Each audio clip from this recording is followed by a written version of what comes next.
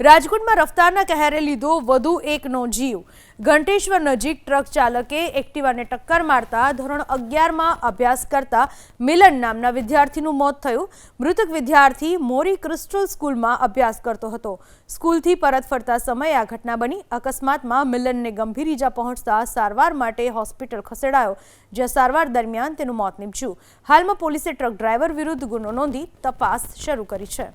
ઘંટેશ્વર નજીક ટ્રક ચાલકે એક્ટિવાને ટક્કર મારતા ધોરણ 11માં અભ્યાસ કરતા મિલન નામના વિદ્યાર્થીનું મોત થયું। મૃતક વિદ્યાર્થી મોરી ક્રિસ્ટલ સ્કૂલમાં અભ્યાસ કરતો હતો। સ્કૂલથી પરત ફરતા સમયે આ ઘટના બની। અકસ્માતમાં મિલનને ગંભીર ઈજા પહોંચતા સારવાર માટે હોસ્પિટલ ખસેડાયો, જ્યાં સારવાર દરમિયાન તેનું મોત નીપજ્યું। હાલમાં પોલીસે ટ્રક ડ્રાઈવર વિરુદ્ધ ગુનો નોંધી તપાસ શરૂ કરી છે।